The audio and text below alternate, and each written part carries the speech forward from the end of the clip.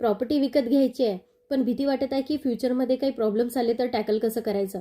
तर प्रॉपर्टी विकत घ्यायची असेल आणि भीती वाटत आहे की फ्युचरमध्ये याच्यावरती प्रॉब्लेम्स अराईज झाले तर कसं टॅकल करायचं, तर प्रॉपर्टी विकत घेत असतानाच हे 7 टिप्स तुम्ही फॉलो करा, म्हणजे तुम्हाला प्रॉब्लेम्स येणार नाही.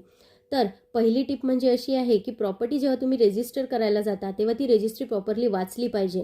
कारण की बरेचदा असं होतं की कट कॉपी पेस्ट केलेलं असतं आणि तुम्हाला मटेरियल हे व्यवस्थित वाचण्यात नाही आलं तर पुढे जाऊन एखादा शब्द चुकला तर प्रॉब्लेम होऊ शकतो. सेकंड म्हणजे असं आहे की त्याचं डिस्क्रिप्शन हे प्रॉपर दिलेलं आहे की नाही, म्हणजे त्यात नॉर्थ, ईस्ट, वेस्ट, साऊथ हे व्यवस्थित डिस्क्राईब्ड आहे की नाही, ह्या सगळ्या गोष्टी ह्या डिस्क्रिप्शनमध्ये आल्या पाहिजे. त्यानंतर थर्ड म्हणजे असं, ज्यांच्याकडून तुम्ही प्रॉपर्टी विकत घेताय त्यांच्याकडे त्याचं प्रॉपर टायटल आहे की नाही ते तुम्ही चेक करायला पाहिजे. टायटल असलं तरी चौथी मुख्य गोष्ट म्हणजे अशी, त्याचं पोझेशन त्यांच्याकडे आहे की नाही ते देखील तुम्ही चेक करून घ्यायला पाहिजे.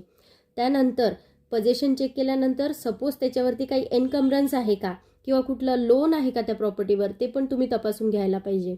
त्यानंतर मुख्य म्हणजे गोष्ट अशी की स्टॅम्प ड्युटी पे करूनच प्रॉपर्टी विकत घ्यायची, पॉवर ऑफ अटर्नीवर प्रॉपर्टी विकत घ्यायची नाही. आणि लास्ट आणि सगळ्यात इम्पॉर्टंट गोष्ट म्हणजे अशी आहे की त्याच्यावरती जे विटनेसेस असतील ते विटनेसेस तुम्ही प्रॉपरली चेक करूनच घ्यायला पाहिजे. कारण की सपोज काही फ्युचरमध्ये प्रॉब्लेम्स अराईज झाले तर ते विटनेसेसच तुम्हाला मदत करतील. तर इन केस फ्युचरमध्ये अशा काही गोष्टींना तुम्हाला जर भीती वाटत असेल की टॅकल कसं करायचं, तर ह्या गोष्टी तुम्ही फॉलो केल्या तर नक्कीच तुम्हाला याचा फायदा होईल. व्हिडिओ आवडला असेल, माहिती आवडली असेल तर नक्की शेअर आणि सबस्क्राईब करा.